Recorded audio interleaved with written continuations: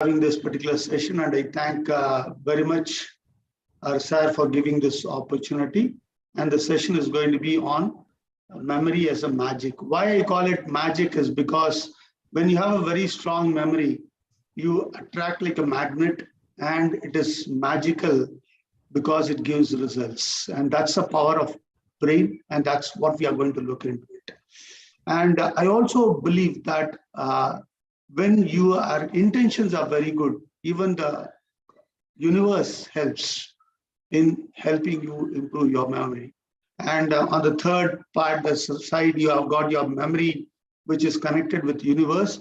In fact, this is one thing I really enjoy when I attend the 5 o'clock session on the brain yoga, because it helps us to connect with the cosmic intelligence. It helps us to improve the brain structure and functioning, which I am inviting everyone to do it. Okay, now let's start with an activity. Are you all ready? If you are ready, please put on the chat, yes, ready.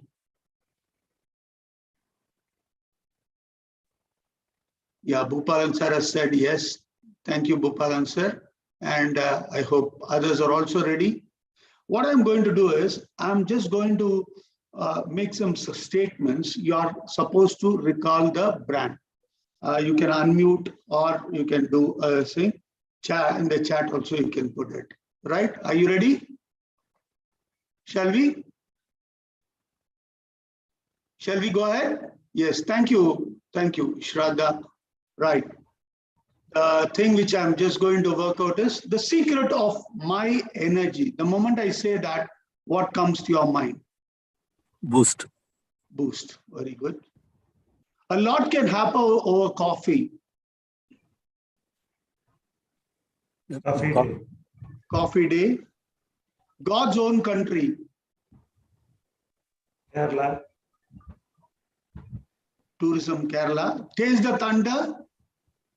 Thumbs up. Thumbs up. Just do it. Like. कुछ मीठा हो जाए. Cadbury's. Welcome to the human network. Slightly, I see it's a tagline of a company. Cisco is the name of the company. Okay. The city never sleeps. Citibank. Citibank. The taste of India. Amul. Amul. Daag achhi hai. Rin. Rin or surf Surf excel. excel. Surf Surf excel. excel. Think different. Apple. Apple. I am loving it. I am loving it.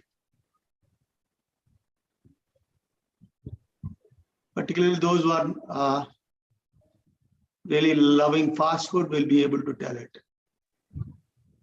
Look, McDonald. McDonald, right. क्या आपकी toothpaste पे नमक है? और केळंगा उप्पिन ஞானம்.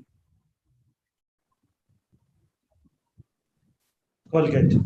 Colgate. Colgate salt. Colgate salt, very right.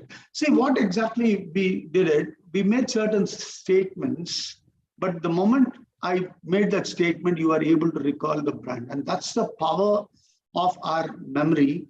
And that is exactly what advertisements, companies, everything rely on your memory.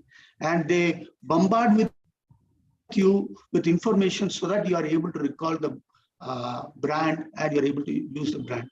And that's the power of repetition. That's the power of advertisement. And that's the power of our ability to recall. That's what I wanted to highlight about it. Okay.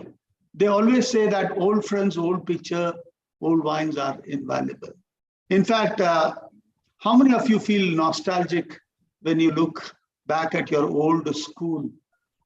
I don't know, whenever I go driving to my village, I see the old school there. It really actually makes me go back to the time. In fact, they say that memories are one great thing, that it can transcend time. when I see this particular picture, or when I look at the album, right? When I look at the old friend's photograph, I go back to my youth. Does it happen to you also? I'm sure many of you would have enjoyed this particular aspect of it. And that's the beauty of memory. Okay. See, many times we find that people come and say that I've got a poor memory. Have you heard that? Particularly while you're doing a counseling? How many of you have heard this? Please, can you just, this is something I wanted to know. How many of you heard that people come and say, I have a very poor memory? Fardhan ma'am says yes, Bhupalan says yes. See, this is something where, particularly on the counseling, I am very particular not to encourage them, because this is an affirmation they are giving to themselves that they have a poor memory. In fact, the moment they say, I have a poor memory or a bad memory, I ask them, what do you mean by poor memory? You mean you are not able to remember the picture, or you're not able to remember the sounds, or you're not able to remember faces? Which part of the memory you're talking about? The moment I ask this question, I've seen that 75% or 80% of the time people are stuck. And then they say, sir, yes, sir, only pictures. I say that if there is no good memory, if there is no memory, we are no different from a coma patient, right? Only a coma patient will not be able to recall. In fact, he will have unconscious memory still, but he will not have a conscious memory. But others, very commonly people say that, school kids are saying that. My appeal in this session to our people is, please ask them which memory you are poor at. Can you just tell, so that we will look into it and we can give you right suggestions so that you are able to strengthen it. And in fact, there is nothing like a good or a bad memory. There is only trained or untrained memory. See, I don't know how many of you have read the book called as Harry Lorayne's Superpower Memory. They give simple tips which helps you to improve the memory. And that's something which I just would like to suggest to our friends. Right. See, many people say that I have a poor memory, correct? How many of you, among you, at least say that my memory is not that strong? Let me just know that.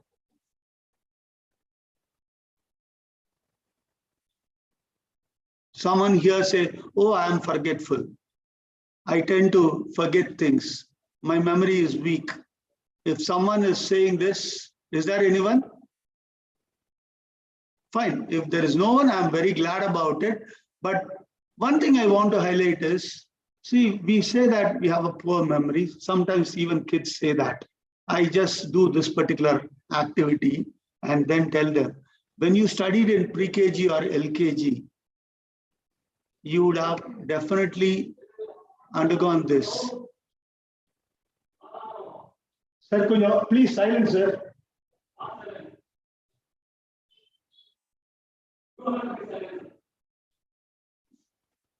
Once again, excuse me once again.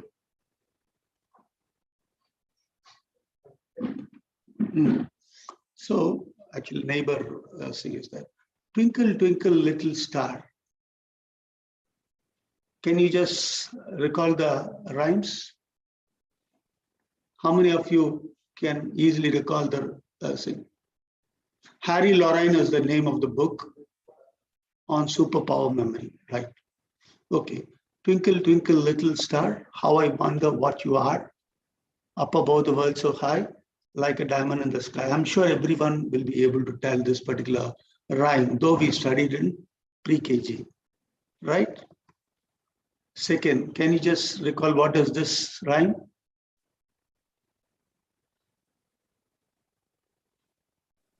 Jack and Jill. That's wonderful. Jack and Jill went up the hill to fetch a pail of water. Jack fell down and broke his crown, and Jim came tumbling after. And the next one. Baba, black sheep, have you any wool? Yes, sir. Yes, sir. 3 months. One for my master. One for my dame, one for the little boy who lives down the lane. Yeah. When did we study actually this? Long back, correct? But still, not one single individual, you will find that they are not able to recollect it. Forget this. This is only because this is what we call as a rote method. When you look into rote method, what we do repetitively, we get it very easily and it goes into the long-term memory and makes it out very easy. And that's the power of repetition and practice in memory. I would say all memory is nothing but learning, because when the kid is born, it's like a clean slate. Yeah, of course, there is, you have a memory which is basically genetic, which we get it. I will be talking about it. But basically, if you look into it, all memory is nothing but learning. If you would have remembered a situation while, particularly many women are here, when you're feeding the kid when it was very small, what do? Can you remember what you were doing when you were a small kid? When you are feeding a small kid as a mother?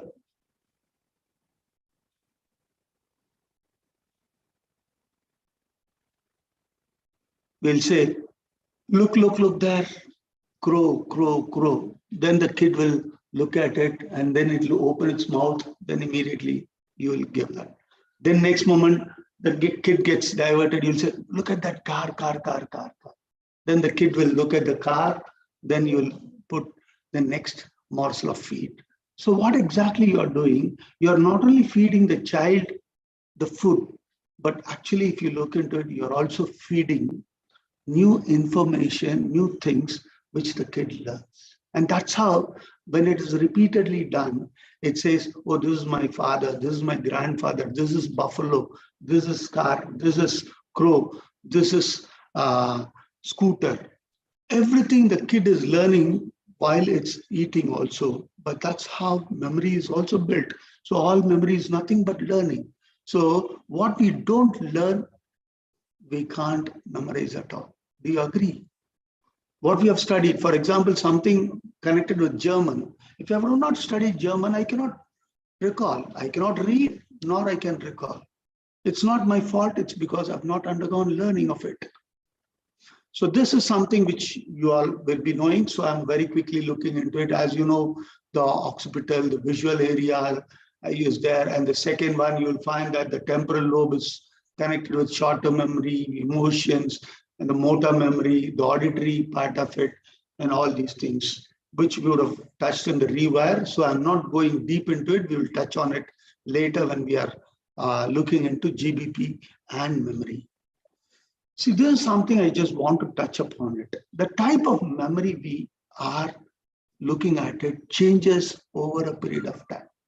When we are hunter and gatherers, it was more connected with muscle memory. It was more connected with parietal memory, which was more important. Of course, prefrontal would have also been a very high thing. But as we moved from agricultural age to the industrial age, information age, and intellectual age, now you'll find that the prefrontal and the frontal thing is becoming more and more active and plays a very important role, definitely, in the memory, and particularly the neocortex, which has formed very recently, less than probably 10,000 years. And that is playing a very vital role and making a difference between us and animals. Whereas the reptilian brain or the limbic brain, it continues to be the common one with other animals. There is something which you'll never forget. Even in the dead night, if you have woken up and you are asked, can you tell your name? I'm sure you will all tell your name. You will not forget your family, your close friends, your happy moments, the time when you are victorious, sometimes when you had a great accidents, and your enemies. We don't forget them, right? And the beauty of memory is also that not only the happy moments, but sad moments also remain strongly in a memory. Just only 1 second.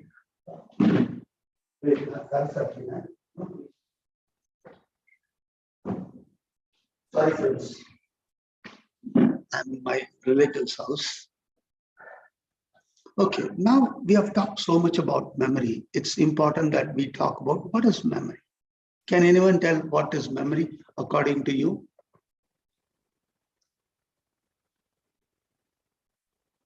What is memory? We quite often talk about memory. What is the definition of memory? It's something that happened in the past, experience in the past. Yes. Our Correct. experiences that we can recollect time to time. Wonderful, wonderful. Anything else? Information that we can store and recall as Yeah. time permits, as and when needed. Okay, okay. See, if you just look into it, the definition of memory is it's a cognitive process which encodes, stores, retains, and you are able to recall the information whenever needed. See, this is the word whenever needed is very important. Recall the information whenever needed and also talk about our present past experiences, whether it's pleasant or unpleasant past experiences. In short, there is a sensory stimuli which enters into the sensory memory, and it's hardly for a few seconds or less than a minute. And if it is not stored, the information is lost, and then it goes to the short-term memory. And this for a very few minutes, 10 minutes, half an hour, and unless you regress, once again, this is lost. To just give a simple example, my wife asked me to buy vegetables. She gives me a list of things, probably 8 or 10 vegetables to be purchased.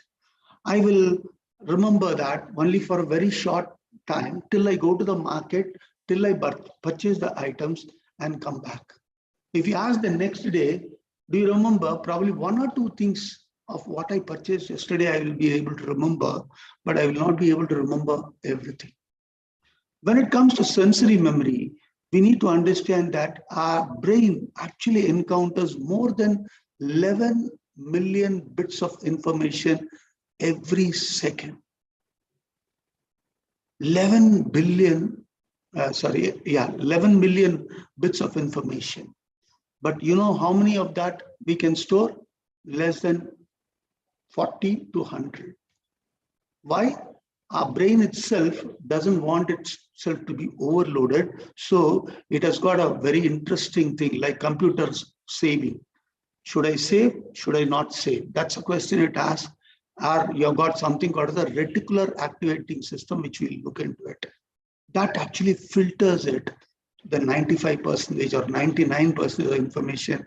And what we think, I repeat it, what we think is important, that alone gets registered, moves to the short-term memory, and then through repeated rehearsal goes to long-term memory. Okay. Is that long-term memory?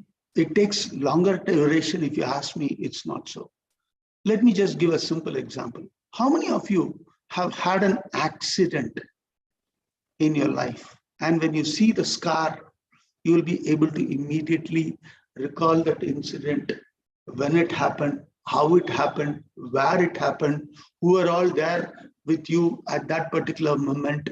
All these things we'll be able to recall when it's unusual, when it's an accident. These things of experiences, what we had, immediately goes to our long-term memory, and we will never forget. So as we see, sensory input into sensory memory, to short-term memory, and long-term memory is what we have as a process. As I told you, the reticular activating system is something which is acting like a filter and thereby doesn't allow us to have an overload of information. Because understand, one of the important functions of brain is survival. And then only it's functionally effective. So in order to be surviving, what exactly the human brain says is it filters through what is called as a reticular activating system. It acts like a filter for us. And another aspect which you would just find it out is, see, can you have an unlimited storage? Yes, it's possible. In fact, people say that brain capacity is very high. People use only 3% or 5% of the brain. All these things, we talk about it.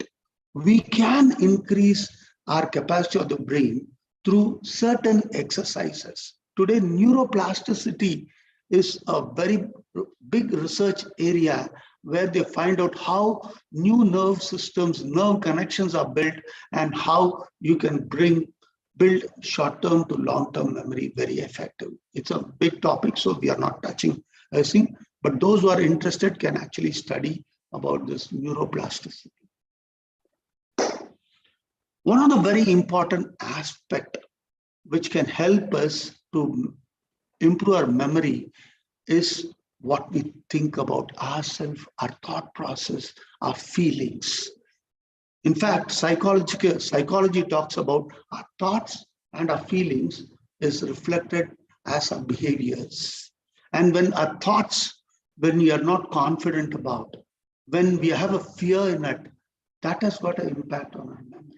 And that's one thing where we need to be conscious about. That's where this affirmation, the affirmative statements, what you're talking about, whether it is positive or negative, we need to be conscious about. And the words you are uttering, you have to be very careful about it. The types of memory, if you look into it, we have already seen sensory memory, short-term memory, long-term memory. The other aspect is explicit, that is seen very clearly, and implicit, which is unconscious memory.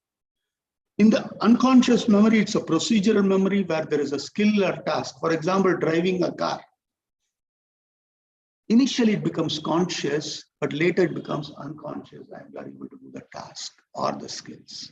Whereas till you are learning that skill, it becomes declarative memory where it has facts, events, or you have an episodic memory where the experiences are stored.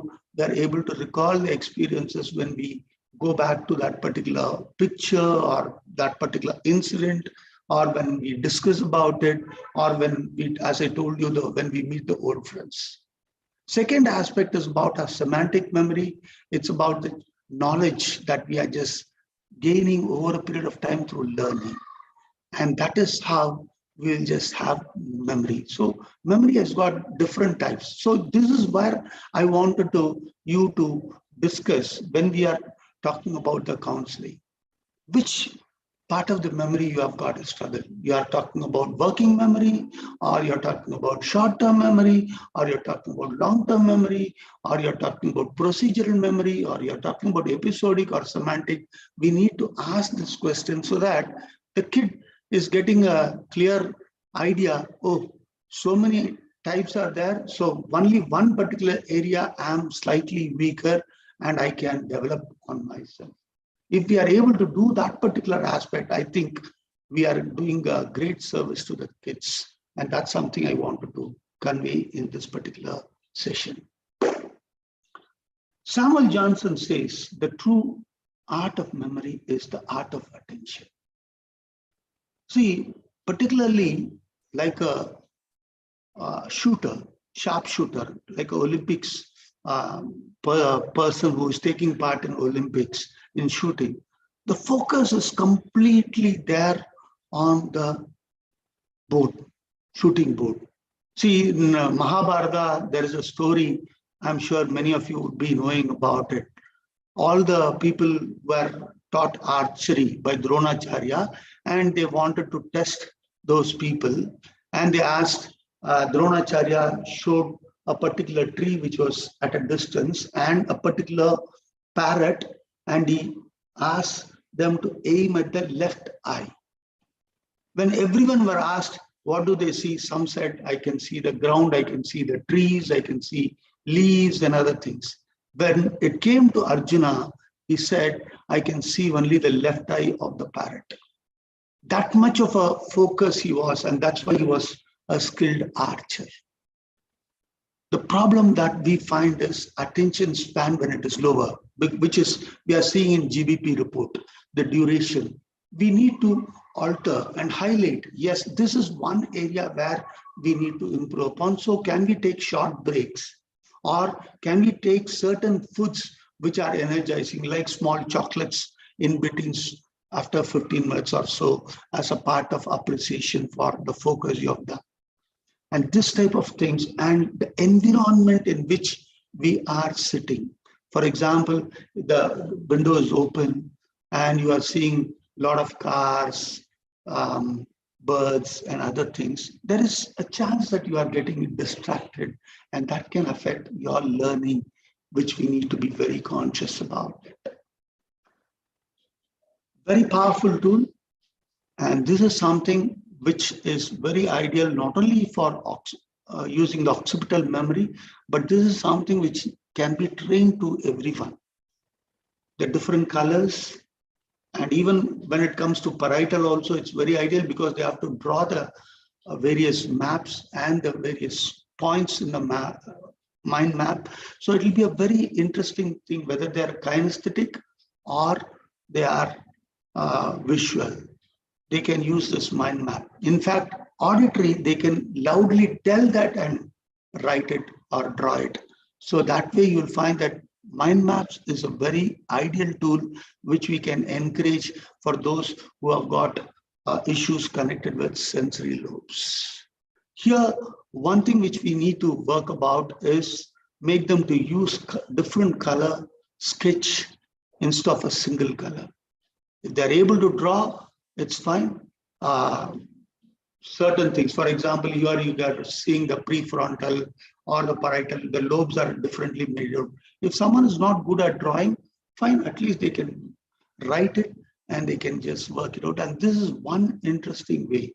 One more thing I always do is I also number it, starting with from the top right 1, then second one autobiographical, it's 2, episodic 3, semantic 4, endal delving 5, lobe 6, 7th is encoding, 8 is storage, 9 is retrieval, 10 is prefrontal. Like that, if you also put it in numbering, it becomes a sequence so that they don't move from left to right, right to left.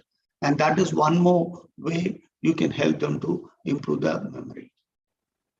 Some of the principles is interest in intent and background, which is very, very important. We'll be touching about it.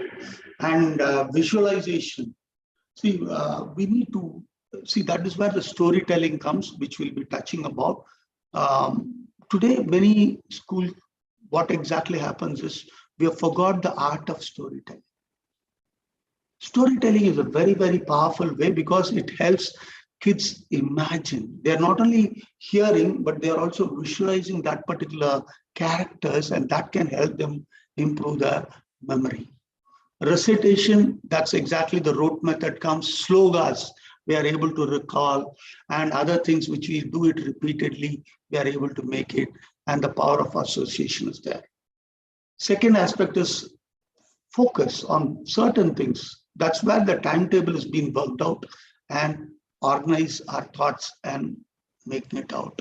While consolidating can happen at the end of the session, close the book, tell what you have read today, note the points, and check what is missed out and what is not missed out. That is one way we are not only consolidating the learning, but it is also a recall method which you can use it.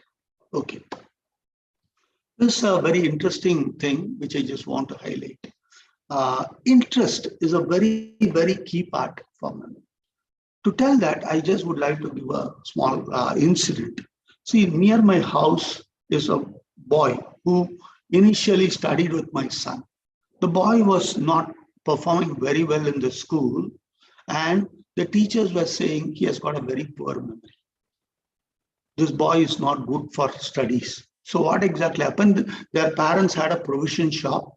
They stopped this kid from going to the school and put the boy into the provision shop. Initially, I was trying to convince his parents, but they said, no, no, no. See, even our teachers have told that the boy is not studying well. He is not having a strong memory, he's poor in study, so we have stopped it. We don't want to unnecessarily waste our time. But you know something very surprisingly, that boy, you go to the shop and ask any item. You ask what is the price of rinse soap. You ask how much is tur dal, how much is the price of the refined oil. You ask what is the cost of the gingerly oil. You ask him what is the cost of the date. Everything on the fingertips, he'll be able to tell. Can we say that this boy is very poor in his memory? Many times, this is where I find that stamping that this boy is poor in memory, this boy is good in memory, has got an impact on their life. What we need to do is to create an interest. Once you find it interest, automatically the kid tends to learn. At least he may not be the topper, but he will be performing much beyond his normal routine. At least a part of his potential can be tapped about. Here is an interesting thing which some of you would have also seen this.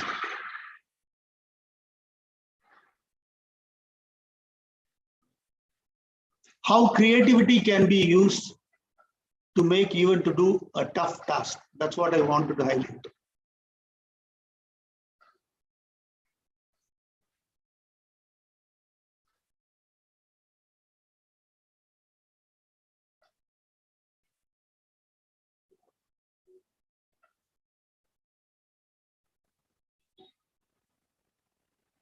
The next day when the kids came, actually what exactly happened was, when they were getting on the stairs, they found the musical sound was there.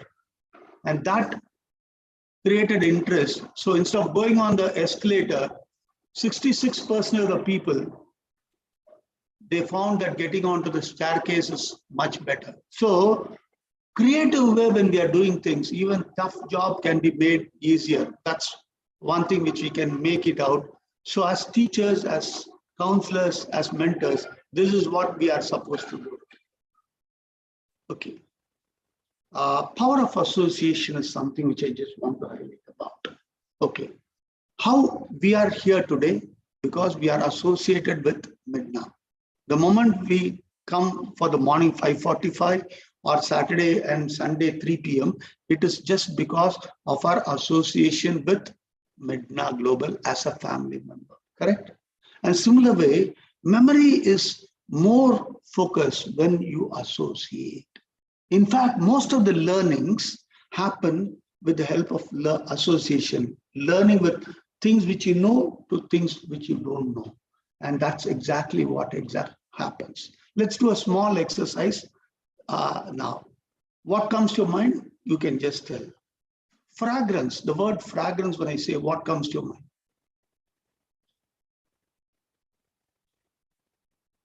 Some of you can just tell. Good smell. Smell, okay, very good. I think some thing is there. Nice. Love. Rose. Flowers. Flowers, okay. Responsibility. Sorry? Sorry, ma'am. Repeat it. No, sir, for love, I told heart. Very good, wonderful. Responsibility. Mother, child. Mother, child, very good. Teacher and student. Right? Speed. Car. Car, very good. Aeroplane. So basically, if you look into it, this is the power of association. How you are associating the word, how you are able to work it out, that's how you are able to recall. And that is how association, and in teaching, this is one of the technique, because it's time consuming, I'm not touching much into it.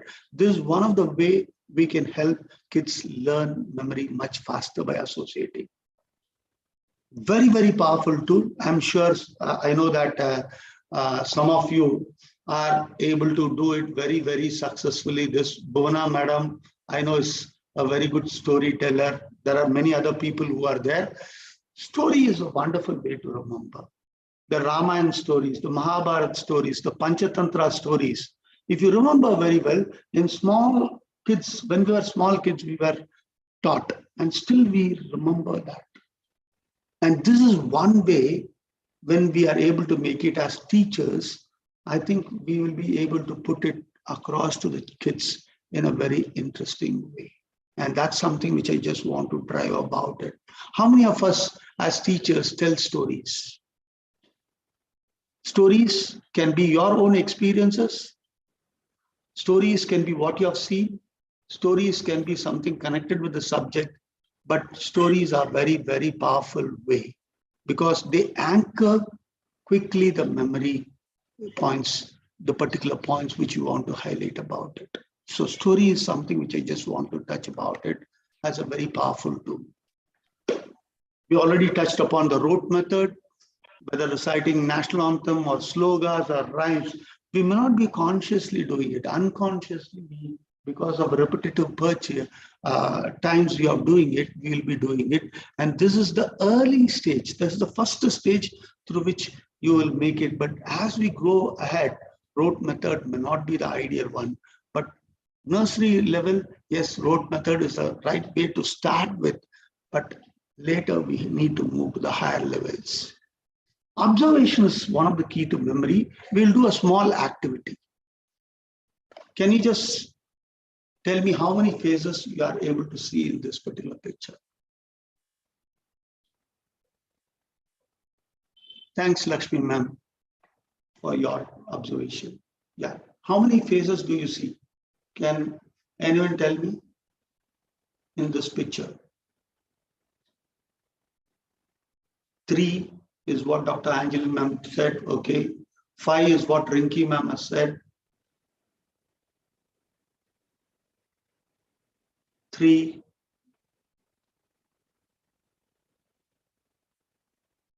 10. Very good. Praveen has said 10. Ranjani ma'am has said yes. Okay. We will see the answer. Okay. Very good. Now look at the faces. How many are there? 15 faces are there. Right? What exactly happened? Only the major things we are able to see it. The minor aspects we tend to ignore about it. And that's exactly where observation need to be taught to the kids.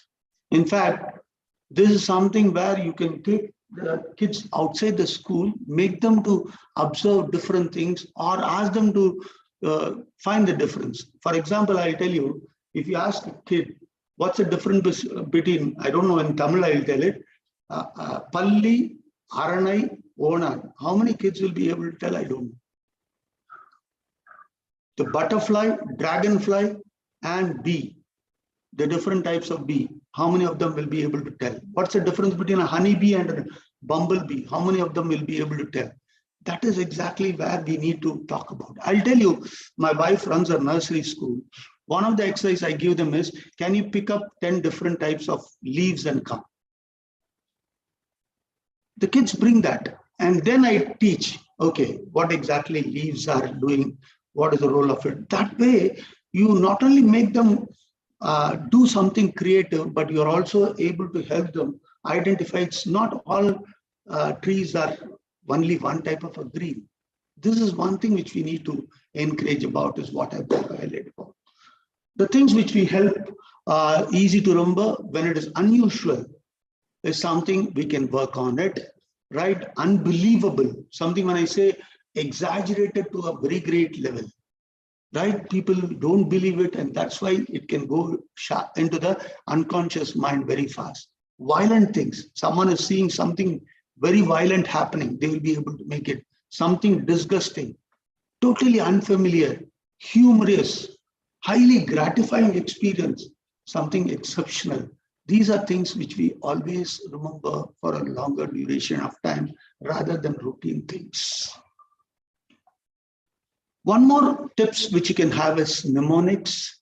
Mnemonics is something like we can just Vibgyor, right? The colors, or my very educated mother just served us noodles, or remembering the solar system, or as you can see here, the January, February, March. If you just keep the seeing fingers, you'll find that there is a things which is projected and one that's going inside. So that's a ebb and a flow. That is one thing which will help you to remember very well. And that's something which you need to make it out, right? This is one of the very powerful way you can just make it out. This is something I used to do when it is 10 things we have to remember. You just keep like this and make it out 1, 2, 3, 4, 5, 6, 7, 8, 9, 10. This is one more way you can help them to remember whenever you want to touch on various topics. Okay. Diets that food that help memory. Nuts, because rich in protein, whole grains, avocados, tomatoes, greens, salmon, these are all very healthy foods. In fact, one thing which we need to understand is our brain consumes 20% of our oxygen. So it requires a lot of energy, and protein is one thing which you can make it. Of course, carbs and everything is fat are high in energy, but you'll find that protein helps build new tissues, and thereby when neuroplasticity activities are there, these foods are healthy foods which you'll just find out. On to the contrary, the junk food are very harmful because they create a lot of carbon dioxide and carbon derivatives. That is one reason which we need to be very careful about. Another thing which helps you in memory is sleep and rest. If you are not able to have adequate sleep, the next day you will agree that you have difficulty in concentrating, you have fatigue, you are sleepy, your attention span is less, and thereby you will not be able to do it. And that's why if earlier I myself used to do it, but today I recommend kids don't go on like an owl and study whole night. It is not going to help you because you are going to be sleepy in the day and you're not able to go into focus and do much better. So sleep is a very, very essential part for us to have a good memory. Okay, this is something I'll just quickly make it out. I'll stop share. I just want you to quickly work out things. This is something I just do it. I start with memory pegs within our own body. I start with head 1, 2, 3, 4, 5, 6, 7. The navel is 8, the knee is 9, and the feet is 10. Then 11, 12, 13, 14, 15, 16, 17, 18, 19, 20. And if it's still needed, the directions 21, 22, 23, 24, 25, 26, 27, 28, 29, 30. I don't think in any subject you need to remember more than 30 things. So what you have done is actually you have put 30 pegs. What I used to do is the subject, the title of the subject will be on the head, 1. Then first point to remember, second point to remember, third point to remember, fourth point to remember, fifth, sixth, seventh, eighth, and connected. And that is one way you will find that you will be able to do much better and faster. This method is what is called as peg, and mnemonic number pegs are there. 1 is bun, 2 is shoe, 3 is tree, 4 is door, 5 is 5, 6 is sticks. If you look into it, 1 bun, 2 shoe, 3 tree, 4 book, 5 hive, 6 sticks, 7 heaven, 8 gate, 9 line, 10 hen. And like that, you just work it out. You will be able to connect it with this particular bun and that particular product that you have to remember. Shoe and the product that you have to remember. Tree and connect it with the product. That way, if you just make it out, it's called as the number peg. Link is another method where you are linking. It's connected not only with the story, but also with the peg, and connect each of the different points. It's something like a chain. You're creating it and create a connection so that people are able to connect one with the other. For example, let us say this is something priming is also coming. So I'll just touch on that particular aspect. Loci method, it's connected with the different places in the arm or different parts of the body where you can connect it and make them to remember. When people are organized, their memory is much better. That's one thing which you'll find it. Okay. What are the reasons for poor memory? Lack of interest, fear, lack of practice, lack of repetition, lack of understanding. This is one thing which is very important. Mechanical reading, lack of confidence. And these are having impact on the poor memory. Just this session basically is to touch on the various points, so we are going to go about it. Anxiety, it says that it affects the working memory, whereas depression is having an impact on the short-term memory. These two things which I just want to highlight about it, which can make it. Low esteem is a vicious cycle. Negative thoughts, high anxiety, failure, self-blame, and that's how kids generally make it out. We need to break this particular chain of low self-esteem vicious cycle. Okay, practice, practice, practice. And here you have the curve of forgetting.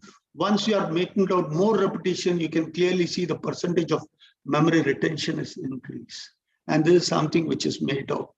And certain skills, like once you're a dancer, once you're a painter, once you're a driver, you never tend to forget it. From unconscious incompetence to unconscious competence is what you make the transition. And that happens when you do rigorous practice and your muscle memory gets into it. Some of the things which is very important: environment. Every half an hour or 1 hour, change the subject, give yourself incentive, take rest. And chewing the cud at the end of the day is one thing which you'll find it. Things to avoid, which is alcohol and cigarette. Improvement on the listening is something which you'll find it.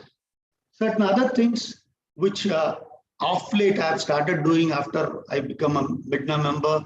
Brain yoga, I'm regularly coming, or earlier I used to go for early morning walk. And one day in a week, exclusively only on fruits and vegetables. Try it out. Next day, you'll feel your body is very light and your memory is going very high. Focus here and now, affirmations. Silence is a very, very powerful tool. See, I am a glib talker. One thing I learned after coming to MiDNA and after doing my JPP is at least half an hour can I be silent without even talking. This half an hour silence and reflecting is helping me to be a better individual and also have a better memory and organize. That's something which I just want to highlight about it. Yoga, observing your breath is something which you'll just find out. Sometimes it's also good to forget bad memories, bad experiences. It's good to forget them. Even something incident which is work out. What you need to do, keep busy yourself for new activities. NLP, those who know, use timelines to work on it, use dissociation technology for it, and you also create a new anchoring, which is very ideal so that you are able to forget your unpleasant experiences and turn into healthy experiences. Priming is one of the aspects. I'll just quickly talk about it. What exactly thing is, it's part of implicit memory. For example, you think about yellow to banana, banana to fruit, fruit to vegetables, vegetables to health. Like that, you can connect it, and that's how one is connected to the other, and you link it. And and that's what they say, that when compared with the first one, the second one is helping to improve the memory much better. This is one technique which I don't know if someone has not tried it. Priming is a very good technique which you can make it.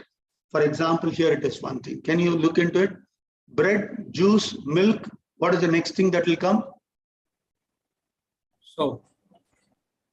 Right. So like towel, shower, shampoo. Soap or soup. Soap. Okay, that is soup and soap. Yeah. Yeah, that's all the thing is. So you know how you are getting it connected.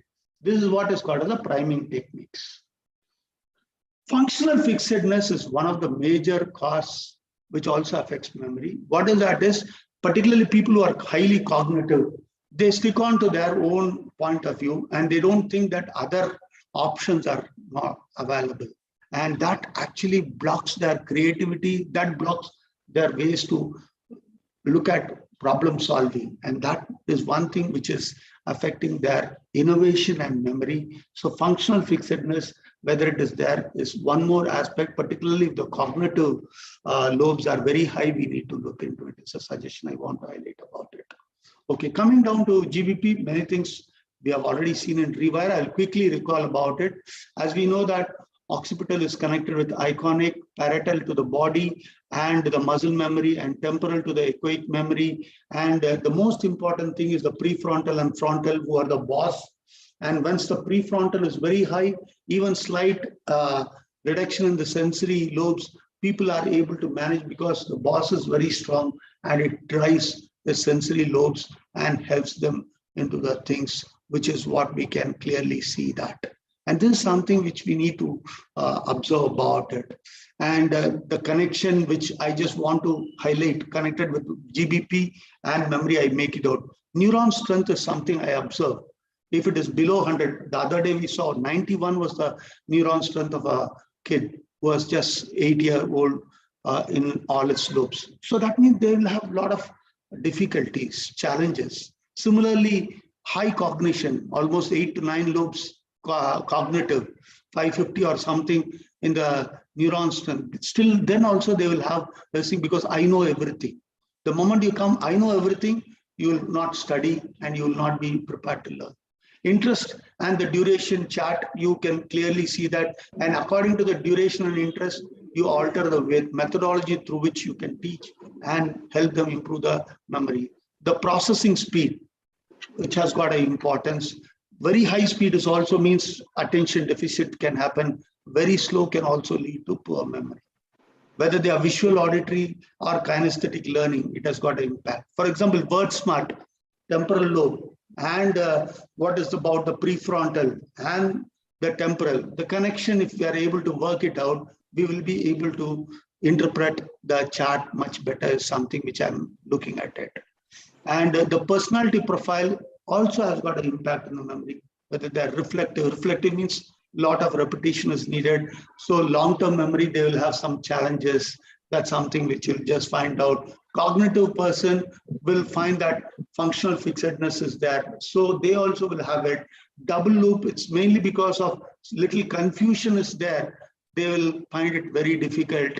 And you will also find that integrative person challenges, and that's one reason why they are more into questioning, and that can also affect their memory. These are some of the traits which I felt I'll be highlighting to you in this particular session when we talk about memory. And thank you very much for your valuable time. And I hand over the floor back to Sir, and I stop share here, unless there is any questions that you want to ask about it. Yeah.